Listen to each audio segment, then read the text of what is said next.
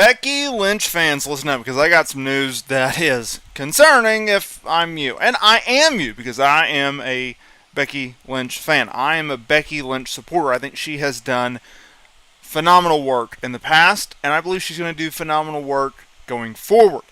Now, Becky Lynch did undergo quite the character change in recent years, leading up to this moment in time, and that's why I think it's so valuable to talk about it, right? Because in 2018, she underwent a transformation in not only her character, but in her career.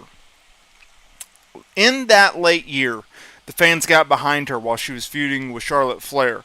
And despite the fact that Vince McMahon and co. decided she should be a heel, the fans kept her babyface. Her career took off. She was going to be wrestling one of WWE's biggest stars at the time in one of the biggest matches at Survivor Series that year. But it was Nia Jax who punched her in the face and broke her orbital bone, y'all. We didn't get it. Charlotte Flair stepped up. Charlotte Flair was the one that wrestled Ronda Rousey at Survivor Series, setting the scene for history.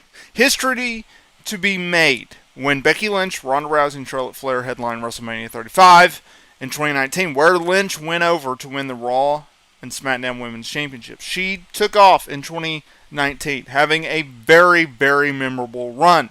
Now, heading into 2022 during the pandemic, well, things came to an abrupt halt because she got pregnant, right?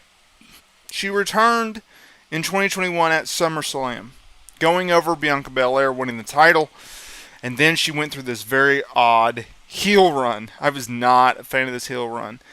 Big time Bex, if you will. Now, I know that she has said in past interviews that she actually really enjoyed the character because it gave her a new lease on life. It was something very different from what we had seen from Becky Lynch up to that point. Not only as a heel, but in her character as well.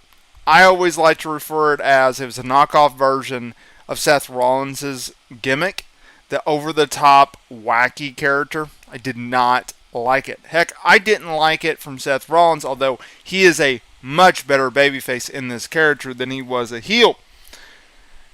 Now, when Triple H took over main roster creative, he slowly but surely turned Becky Lynch not only babyface, but back to being the man. The character in which we loved. The character in which we understood, we got it, we supported it.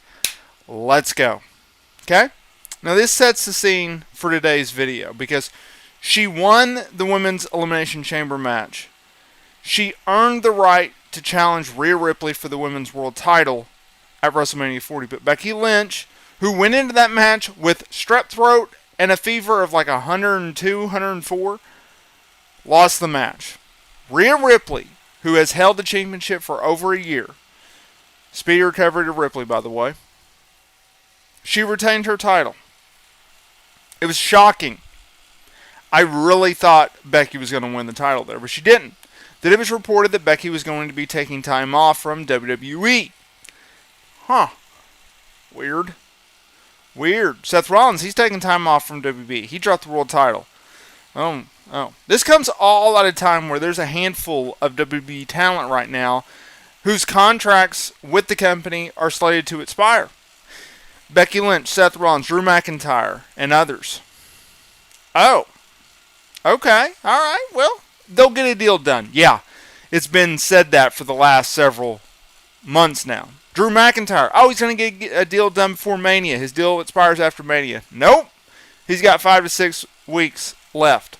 So, PW Insider, they reported today regarding Becky Lynch that it is a top priority for WWE to get Becky Lynch's deal done. And although not confirmed, it's believed to be that her contract is up anywhere from 6 to 8 weeks. Okay? So, roughly around the same time as Drew McIntyre. Now, if I'm a Becky Lynch fan, I have to take a step back. And I have to look at the pros and I have to look at the cons of this story. I have to look at the good and the bad of the situation.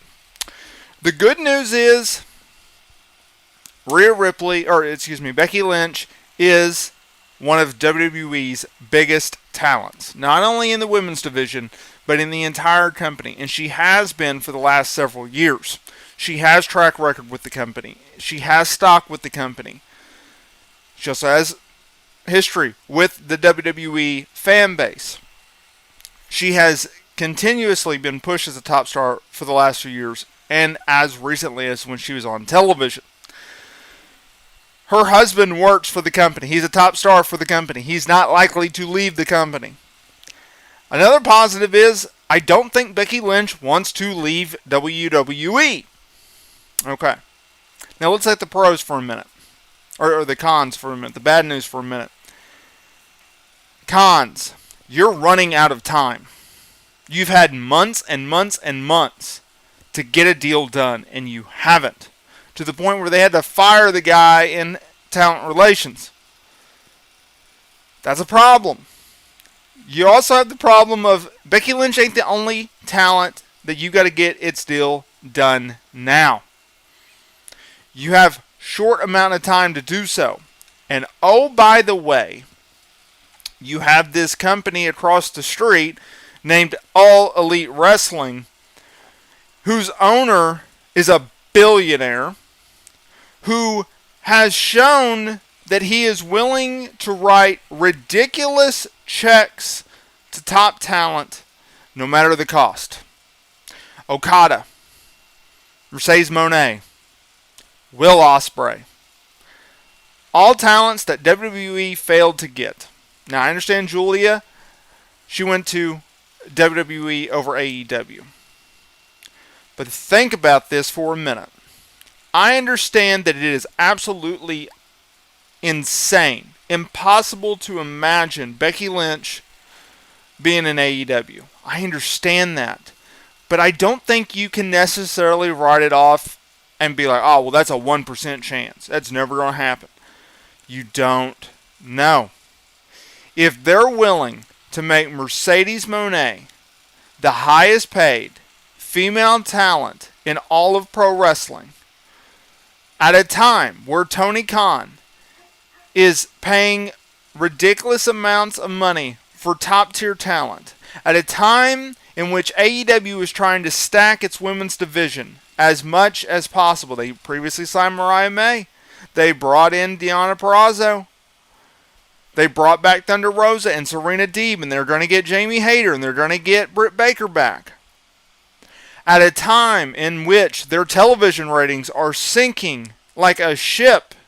They are the Titanic at this point with their television ratings in the eyes of many. Not me, but I think that it's at least notable to note that yes, ratings are down big. To the point where Tony Khan aired CM Punk Jack Perry all-in backstage altercation footage on Dynamite. Oh, and by the way, they're in a contract year with Warner Bros. Discovery, and they need to get a TV rights deal done this year.